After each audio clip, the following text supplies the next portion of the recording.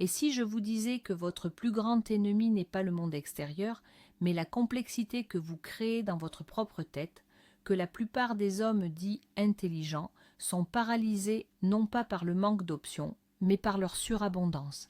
Ils se noient dans un océan d'informations, de scénarios et d'angoisses qu'ils ont eux-mêmes construits. Aujourd'hui, nous allons démanteler cette prison mentale. Nous n'allons pas ajouter une autre théorie compliquée à votre arsenal.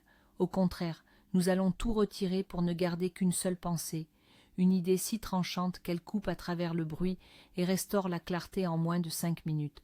C'est une vérité que les empereurs romains et les stratèges militaires utilisaient, non pas pour conquérir des terres, mais pour conquérir leur propre esprit. Un secret que la majorité ignore, trop occupée à chercher des solutions complexes à des problèmes simples. Avant de commencer, écrivez dans les commentaires. Quel est le mot qui décrit le mieux votre état d'esprit actuel? Chaos, clarté ou combattre? Soyez honnête. Le premier pas est de nommer l'ennemi. Le monde moderne est une machine à compliquer. Chaque jour, vous êtes bombardé de notifications, d'attentes sociales, de pressions professionnelles et de flux d'informations infinis. Votre esprit, conçu pour la survie dans un monde simple, est en état de siège permanent. Le résultat, la paralysie par l'analyse. Vous passez des heures à peser le pour et le contre d'une décision mineure. Vous imaginez des dizaines de scénarios catastrophes pour un événement qui n'arrivera probablement jamais. Vous êtes épuisé non pas par l'action, mais par la friction mentale incessante. Ce n'est pas un signe de faiblesse, c'est le symptôme d'un système d'exploitation mentale qui n'est plus à jour. Vous essayez d'utiliser une vieille carte pour naviguer dans un nouveau monde. Vous pensez que plus vous réfléchissez, plus vous contrôlez la situation. C'est une illusion. En réalité, plus vous vous débattez dans la complexité, plus vous vous enfoncez. L'homme fort d'aujourd'hui n'est pas celui qui a le plus d'informations, mais celui qui sait ce qu'il faut ignorer.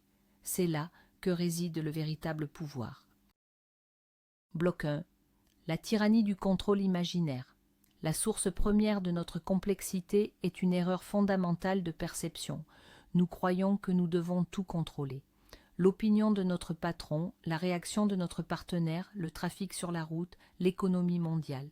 Chaque élément hors de notre contrôle devient une source potentielle d'anxiété. Votre esprit se transforme alors en une salle de contrôle avec des milliers de voyants rouges clignotants, chacun représentant une chose que vous ne maîtrisez pas. Vous essayez de gérer un système ingérable. C'est une recette pour l'épuisement et l'échec. La plupart des hommes passent leur vie à essayer de tourner des leviers qui ne sont même pas connectés à la machine. Ils gaspillent leur énergie la plus précieuse dans une lutte contre des fantômes. Le premier pas vers la clarté n'est pas d'apprendre à mieux contrôler, mais de comprendre ce qui est, et a toujours été, totalement hors de votre portée. Bloc 2. Le mythe de l'hyperanalyse. Votre cerveau est un outil puissant, mais il peut se retourner contre vous. Dans notre culture, l'intelligence est souvent assimilée à la capacité d'analyser des problèmes sous tous les angles. Mais il y a un point de bascule, un point où l'analyse devient une rumination stérile.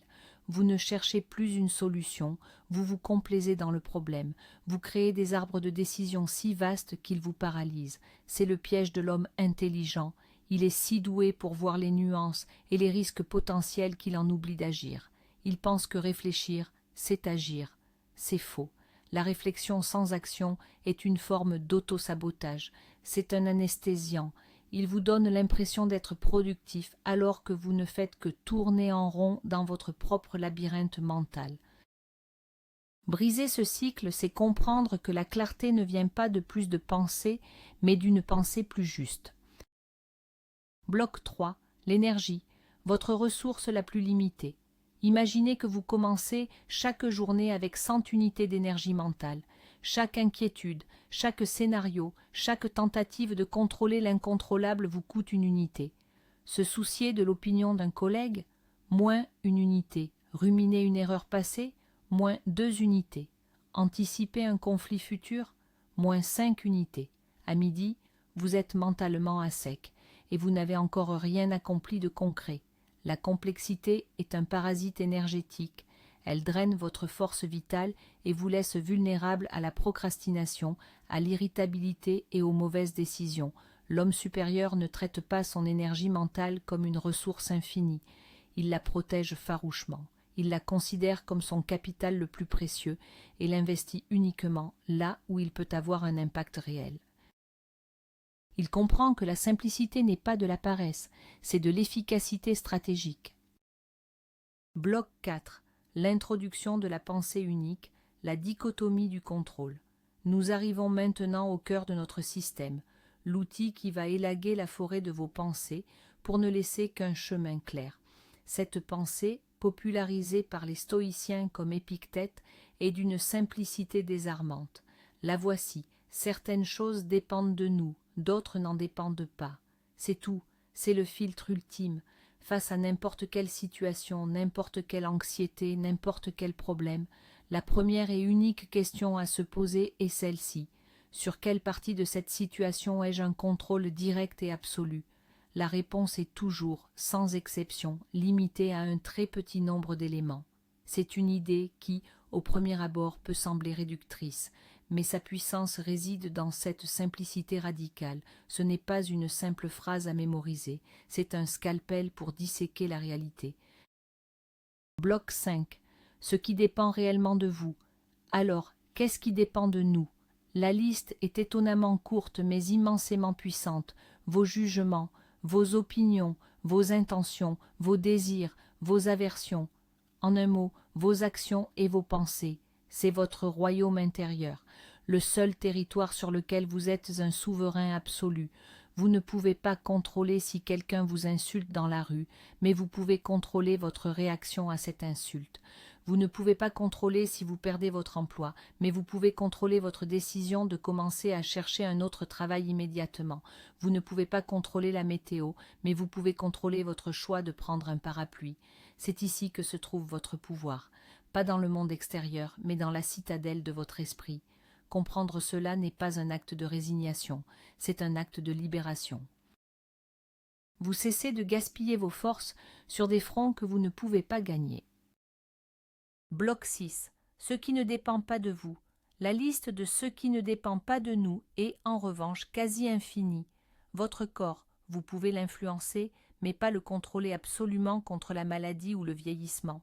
Votre réputation, les opinions des autres, les résultats de vos actions, vous contrôlez l'effort, pas le résultat final. La richesse, le comportement des autres, le passé, le futur, pratiquement tout ce qui constitue le monde extérieur. L'homme moyen passe 99% de son temps et de son énergie à essayer d'influencer cette liste. Il est constamment frustré, anxieux et déçu, car il joue à un jeu qu'il ne peut pas gagner.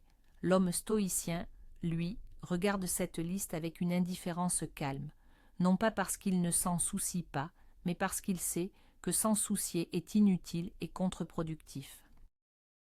Il accepte la réalité telle qu'elle est et concentre son pouvoir là où il compte vraiment, son royaume intérieur. Bloc 7.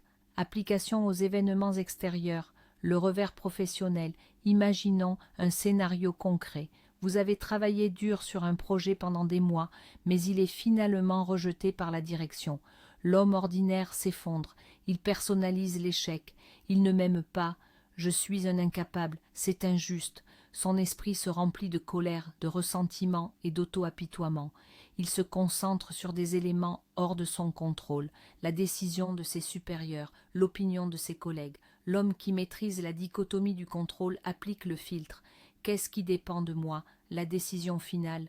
Non. L'opinion du directeur? Non. Ce qui dépend de moi, c'est comment je réagis à cette nouvelle. C'est ma capacité à analyser calmement les raisons du refus. C'est ma décision de demander un retour constructif. C'est mon choix de commencer à travailler sur une nouvelle proposition ou d'améliorer la précédente. Il transforme un événement passif en une opportunité d'action. Bloc 8. L'opinion des autres, la prison invisible. L'un des plus grands voleurs d'énergie mentale est notre obsession pour ce que les autres pensent de nous. Nous modifions notre comportement, nous taisons nos opinions, nous vivons dans une anxiété constante par peur du jugement. C'est une prison dont les barreaux sont imaginaires. Appliquons le filtre. L'opinion d'une autre personne dépend-elle de moi? Absolument pas. Son opinion est le produit de son éducation, de ses préjugés, de son humeur du jour, de 1000 facteurs que vous ne contrôlerez jamais. Essayer de plaire à tout le monde, c'est essayer de contrôler le vent. C'est impossible. Ce qui dépend de vous, c'est d'agir en accord avec vos propres valeurs, d'être une personne intègre, honnête et courageuse. Si, en agissant ainsi, quelqu'un a une mauvaise opinion de vous, c'est son problème, pas le vôtre. Sa pensée lui appartient. Votre caractère vous appartient. C'est la seule chose qui compte. Bloc 9. Les indifférents. Reclasser la réalité. Le stoïcisme introduit un concept puissant, les indifférents. Cela ne veut pas dire que vous devenez apathique. Cela signifie que vous apprenez à classer les choses extérieures, richesse, santé, réputation, comme étant indifférentes à votre vertu et à votre bonheur. Elles sont préférables ou non préférables, mais elles ne définissent pas votre valeur en tant qu'homme. Une promotion est un indifférent préférable. Être coincé dans les embouteillages est un indifférent non préférable. Mais aucun de ces événements n'a le pouvoir de perturber votre paix intérieure, sauf si vous lui donnez ce pouvoir. En reclassant mentalement ces éléments, vous leur retirez leur charge émotionnelle. Une critique n'est plus une attaque personnelle, c'est une information. Une perte financière n'est plus une catastrophe, c'est une situation à gérer. Vous devenez émotionnellement stable parce que votre bien-être n'est plus attaché à des choses volatiles et hors de votre contrôle. Bloc 10. De l'acceptation à l'action stratégique. Il y a un malentendu courant sur le stoïcisme. On pense souvent qu'il s'agit de passivité, d'accepter son sort sans rien faire. C'est l'exact opposé. La dichotomie du contrôle n'est pas une excuse pour l'inaction, c'est un outil de clarification pour une action plus efficace. En cessant de gaspiller de l'énergie sur l'incontrôlable, vous libérez une quantité phénoménale de ressources mentales et physiques pour vous concentrer sur ce que vous pouvez faire. Vous n'essayez plus de changer l'esprit de votre patron, vous vous concentrez sur la création d'une présentation irréfutable. Vous n'essayez plus de calmer une foule en colère, vous vous concentrez sur votre propre calme et sur la meilleure façon de naviguer dans la situation. C'est le passage de la réaction paniquée à la réponse stratégique. C'est ce qui distingue l'amateur du professionnel dans tous les domaines de la vie. Bloc 11. Application aux états internes. La nature des émotions. Passons maintenant au champ de bataille le plus difficile, votre propre esprit. Qu'en est-il des émotions? La colère, la peur, la tristesse dépendent-elles de nous? La réponse stoïcienne est nuancée et brillante. La première réaction émotionnelle, la poussée initiale, le cœur qui s'accélère, la montée d'adrénaline, ne dépend pas de nous. C'est une réaction physiologique. Mais ce qui vient après, ce que nous faisons de cette émotion, dépend entièrement de nous. C'est la différence entre sentir une vague de colère et choisir de hurler sur quelqu'un. C'est la différence entre ressentir de la peur et choisir de fuir ou de faire face. La plupart des gens fusionnent avec leurs émotions, ils pensent « je suis en colère », le stoïcien pense « je ressens de la colère ». Cette petite distance sémantique est un gouffre en termes de contrôle. L'émotion est une information, pas une directive. Bloc 12. Le dialogue intérieur. Votre juge et votre jury. Vos pensées semblent automatiques, n'est-ce pas? Elles surgissent sans permission. Mais le stoïcisme nous enseigne à faire une distinction cruciale entre l'apparition d'une pensée et l'assentiment à cette pensée. Une pensée anxieuse peut apparaître. Je vais échouer à cette présentation. C'est un événement neutre. C'est comme un nuage qui passe dans le ciel. Ce qui dépend de vous, c'est de choisir d'y croire, de dire « oui, c'est vrai, je suis un échec ». C'est cet assentiment qui transforme une pensée passagère en une souffrance réelle. L'homme qui maîtrise son esprit apprend à observer ses pensées sans s'y identifier. Il peut voir la pensée « je vais échouer » et répondre intérieurement « c'est une possibilité, mais je vais me concentrer sur ce que je peux contrôler, ma préparation et ma performance ». Il ne lutte pas contre la pensée, il lui retire son pouvoir en refusant de la valider. Bloc 13. L'anxiété face à l'avenir. L'anxiété est presque toujours une projection dans un futur que nous ne contrôlons pas. Vous vous inquiétez de ce qui pourrait arriver demain, la semaine prochaine, l'année prochaine. C'est une tentative de contrôler l'incontrôlable par la pensée. C'est épuisant et totalement inefficace. Appliquons notre filtre. Le futur dépend-il de moi? Non. Les événements futurs sont hors de mon contrôle. Alors, sur quoi puis-je agir? Sur le présent, sur les actions que je peux entreprendre aujourd'hui pour me préparer au mieux pour demain. Au lieu de vous inquiéter d'un possible licenciement, concentrez-vous sur l'excellence de votre travail aujourd'hui. Au lieu de redouter une conversation difficile, préparez vos arguments maintenant. L'anxiété vit dans l'imagination, l'action vit dans le présent.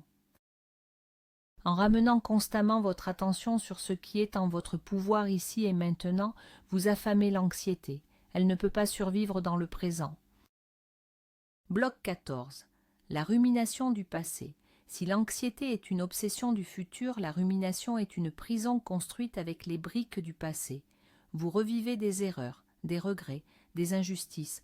Vous rejouez des scènes encore et encore en espérant un résultat différent. C'est une autre forme de lutte contre l'incontrôlable. Le passé dépend-il de moi? Encore moins que le futur. Il est figé, immuable. S'y attarder est une pure perte d'énergie. Ce qui dépend de vous, c'est ce que vous faites des leçons du passé. Vous pouvez utiliser une erreur passée comme un outil d'apprentissage pour prendre de meilleures décisions aujourd'hui. C'est la seule utilité du passé. Une fois la leçon apprise, laissez-le partir. Le regarder constamment dans le rétroviseur vous empêche de voir la route devant vous. Le stoïcien utilise le passé comme une bibliothèque, pas comme une résidence principale. Bloc 15. L'exercice pratique. La réinitialisation de 5 minutes. Voici comment appliquer cette pensée concrètement lorsque vous vous sentez submergé. C'est un protocole mental que vous pouvez exécuter n'importe où, n'importe quand. Première minute, isolez le problème. Nommez précisément ce qui vous perturbe. Ne dites pas « tout va mal ». Dites « je suis anxieux à cause de ma réunion de demain à 14 heures ». Soyez spécifique. Deuxième minute, appliquez le filtre. Dessinez une ligne au milieu d'une feuille de papier ou faites-le mentalement. D'un côté, écrivez « contrôlable », de l'autre « incontrôlable ». Troisième minute, listez l'incontrôlable. Sous « incontrôlable », listez tous les aspects de la situation qui ne dépendent pas de vous. La réaction de votre patron, les questions qui seront posées, un problème technique. Regardez cette liste et prenez la décision consciente de ne plus y consacrer une seule seconde de votre énergie. Bloc 16. L'exercice suite. Quatrième minute. Listez le contrôlable. Maintenant, concentrez-vous sur la colonne contrôlable. La liste sera plus courte mais infiniment plus puissante. La qualité de mes diapositives, ma préparation ce soir, les 3 points clés que je veux communiquer, ma ponctualité, ma respiration pour rester calme avant de parler, c'est votre plan d'action, c'est là que réside votre pouvoir. Vous avez transformé une angoisse diffuse en une série de tâches concrètes et réalisables. Cinquième minute, l'engagement. Choisissez la toute première action de votre liste contrôlable et engagez-vous à la faire immédiatement, même la plus petite chose. Ouvrir le fichier de votre présentation, relire vos notes, faire une recherche rapide. Cet acte simple brise la paralysie. Il déplace votre énergie de la rumination à l'action. Vous venez de reprendre le contrôle, non pas de la situation, mais de vous-même. C'est la seule victoire qui compte. Bloc 17. Rendre le processus automatique. Au début, cet exercice demandera un effort conscient. Vous devrez vous forcer à vous arrêter et à appliquer le filtre. Mais comme tout entraînement mental, avec la répétition, il devient automatique. Votre cerveau apprendra à appliquer ce filtre instinctivement. Une situation stressante se présentera et avant même que l'anxiété n'ait le temps de s'installer, une partie de votre esprit demandera « Qu'est-ce qui est sous mon contrôle ici ?» C'est le but.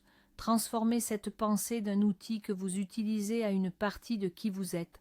C'est à ce moment-là que vous passez de la simple gestion du stress à une véritable sérénité.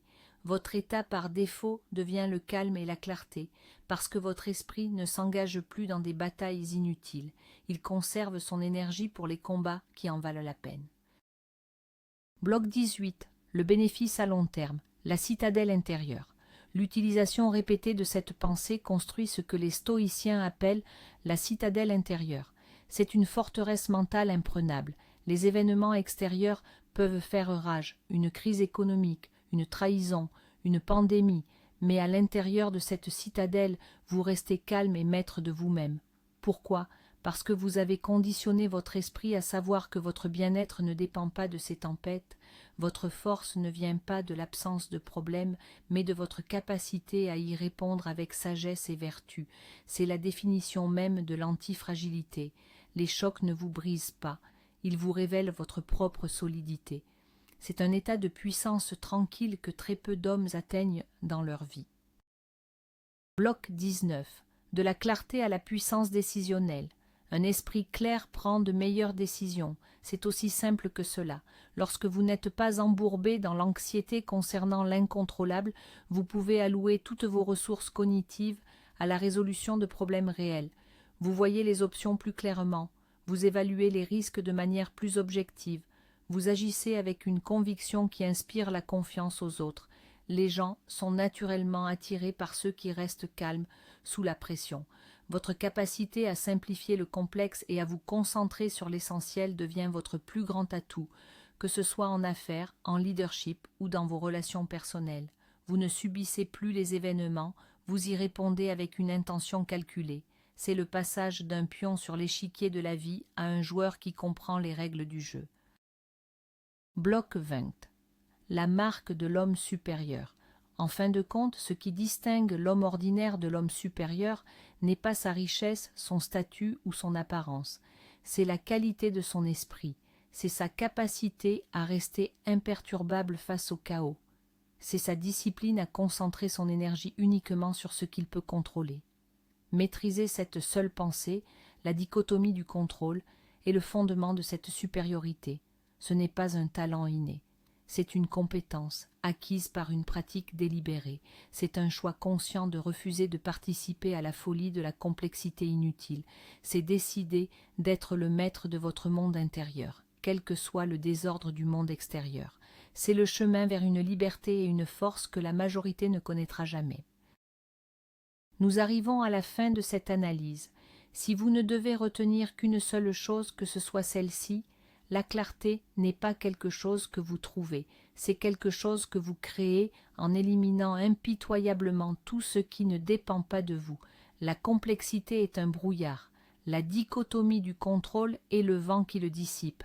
Vous avez maintenant l'outil, ce n'est plus un secret, mais un outil n'a de valeur que s'il est utilisé.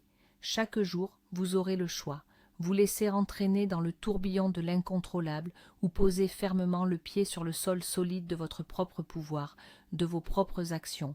Imaginez la liberté, le calme, la puissance de ne plus être une victime des circonstances, mais l'architecte de vos réponses. Vous ne contrôlez pas le vent, mais vous commandez vos voiles. C'est cela, être un homme fort aujourd'hui. Merci d'avoir investi votre temps avec nous. Si cette analyse vous a apporté de la valeur, montrez-le avec un j'aime et abonnez-vous pour ne pas manquer nos prochaines explorations en profondeur. Ma dernière question pour vous, maintenant que vous avez cet outil, quelle est la première chose que vous allez cesser de compliquer dans votre vie? Partagez-le dans les commentaires ci-dessous. Votre décision pourrait en inspirer d'autres.